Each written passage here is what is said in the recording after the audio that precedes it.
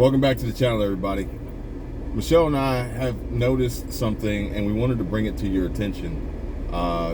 If you watch her channel, Preparing for Survival, you'll know that she is a habitual shopper. That's a nice way to put it. She's a habitual shopper. You just call me a... but the beauty of it is, because she's a habitual shopper, she's not like a hoarder, a habitual spender. No, yes, she's just a habitual shopper. Yes. But the beauty of it is, she goes to a lot of different places, a lot of different stores, multiple times, so she's able to see the differences over time.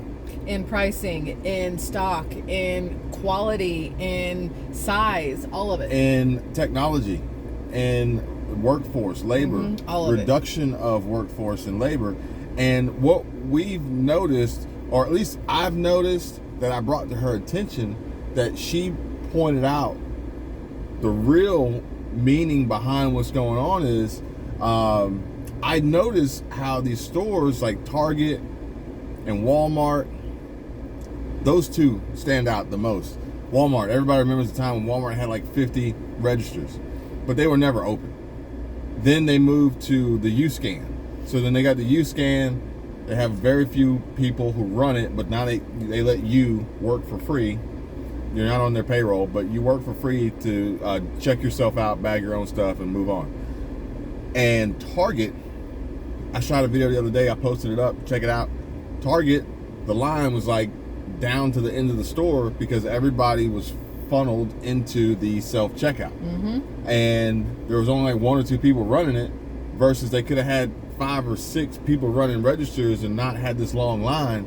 But the Target, Walmart, they've realized, hey, look, we can use these computers and these robots and AI and automation and make more money, reduce our overhead, reduce the liabilities that come with employees, the human resources component, and less health insurance you're having to pay for at that point too. Given everything that's been going on with all the, we'll say C-19 and the impox and all these other things. And stuff to come, because these companies know, hey, there's going to be some more pandemics coming that are going to wipe out our workforce. Let's just go ahead and eliminate them now and replace them with computers. And, also save money, increase our profits, and work them 24 hours a day. They don't need breaks. And so, the crazy part about it is eventually, as this continues to unfold and grow and get bigger and bigger and bigger, all these jobs, all these positions are going to be completely eliminated. They're going to be gone. But it doesn't stop there, because they're going to take another step further before these products get to the stores, before they get to the self-checkout. They're going to continuously eliminate employees. I put up a video the other day, and it was about Sam's Club in Dallas-Fort Worth running fully autonomous box trucks that don't need drivers. They're getting rid of the people.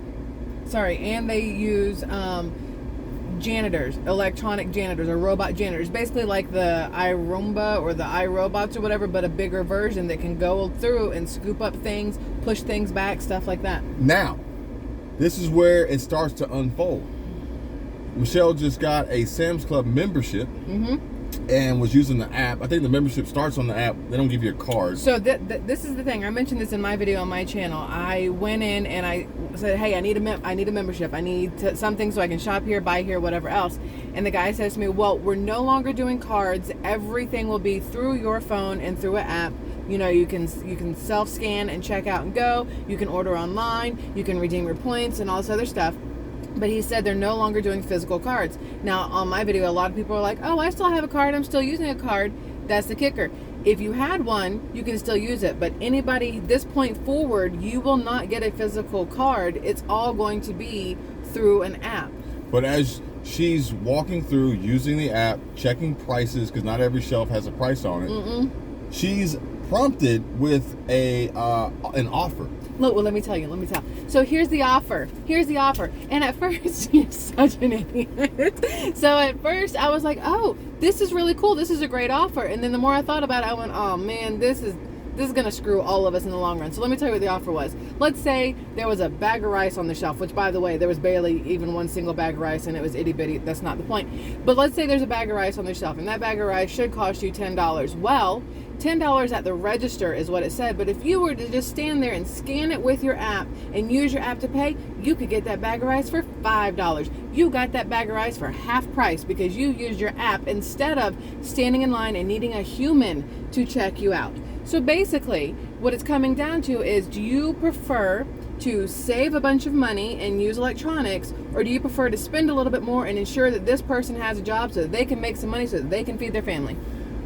It's going to keep growing. Yeah. It's going to keep growing. The companies, the businesses are going to keep finding ways to reduce the physical, Component.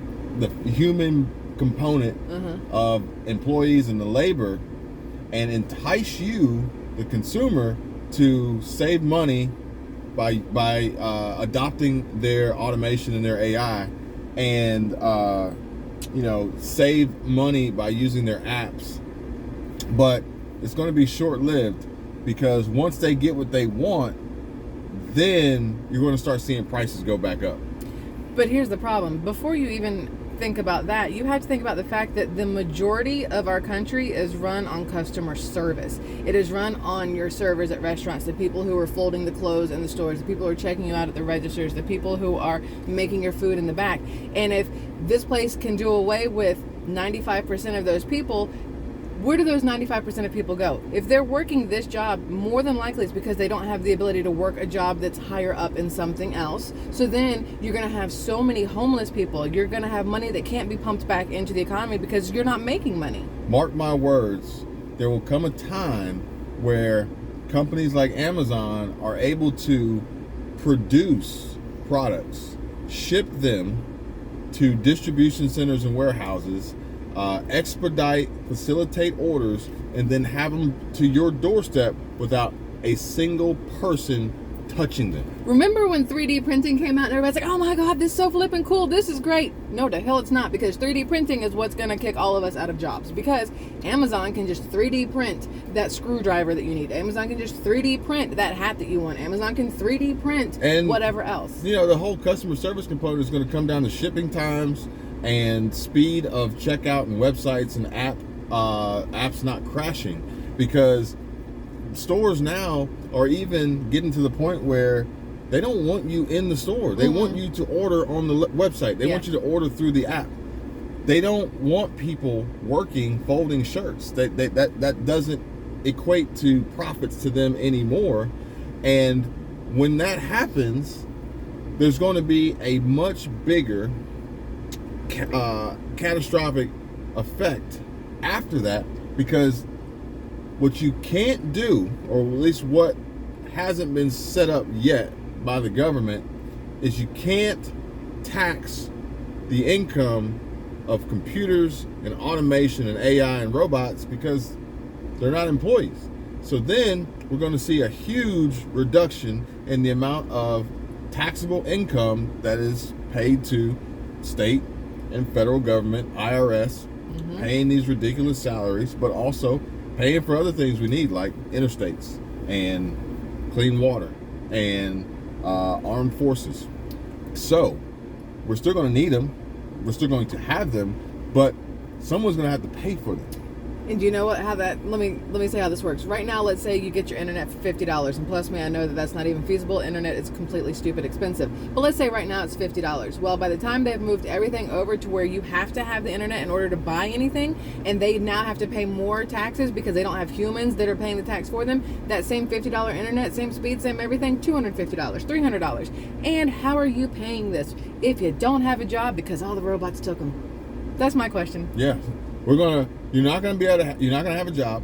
I'm not saying everybody. Not everybody. There are people who... A large percentage of the working class, the middle class, the working poor... What are 16-year-olds supposed to do at this point? Oh, my God. What are these kids in high school who are trying to save money for a car, to go to college, to do all these things? If you take away the literal jobs that they can have and can do inside, a business like this, or like a restaurant or a clothing store or whatever else, what are they supposed to do? Planning for your kids' future and helping them to plan for their career path, and even college degree direction and majors and areas of study is it's going to be very, like, even in the medical industry, that may sound like a safe bet. Now, granted, you're going to rack up huge debts doing it to get into it, but at least you're not going to be immediately replaced by automation first. Eventually, it's coming. Yeah. And, you know, we even saw the president and CEO of Pfizer say that they are working on the technology of a pill that you swallow that can send a signal that alerts them that you've taken the pill. Now, this is huge, and the implications of what this could actually mean for medicine and tracking but in general. You got to understand that they are working on technologies that are better, quote unquote, better than people. Because a doctor can tell you something, a human being can ask you something, but your response they can't control.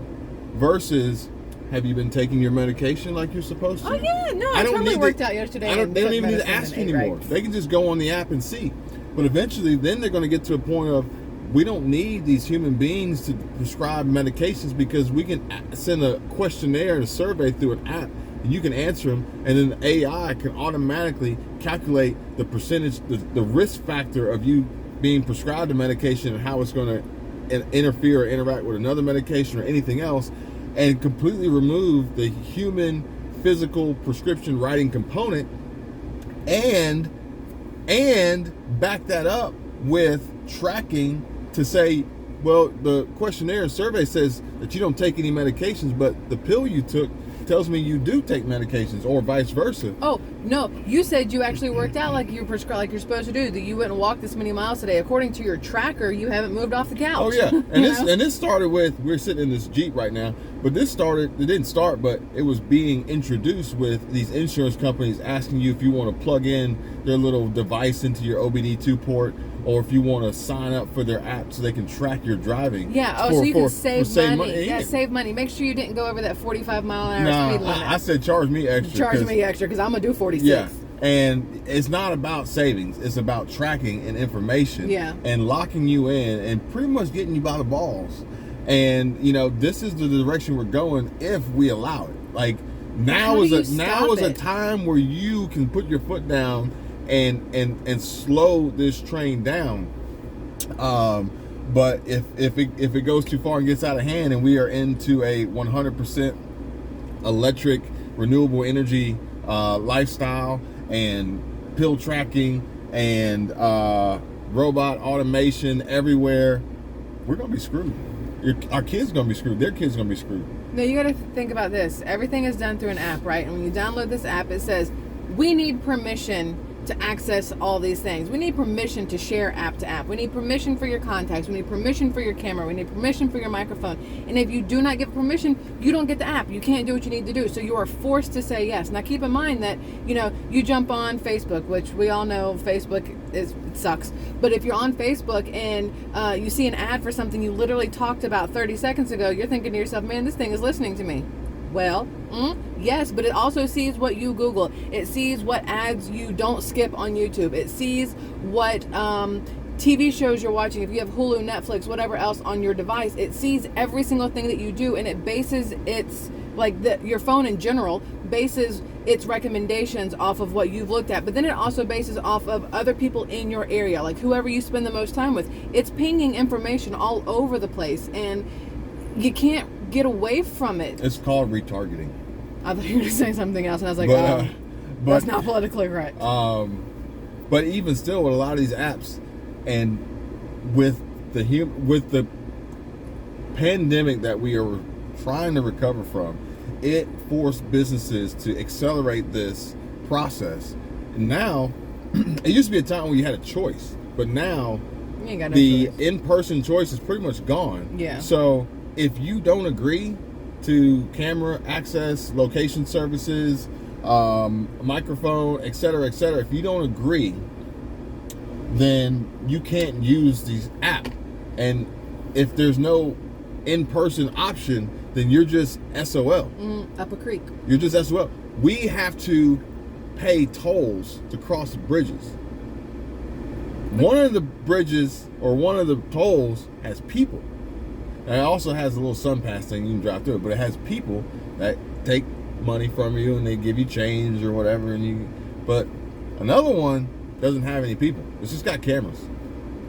Everybody is going to lose their job. Oh yeah, like because everybody is on the chopping block. I'm not talking like tomorrow, but everybody's on the chopping block. Yeah.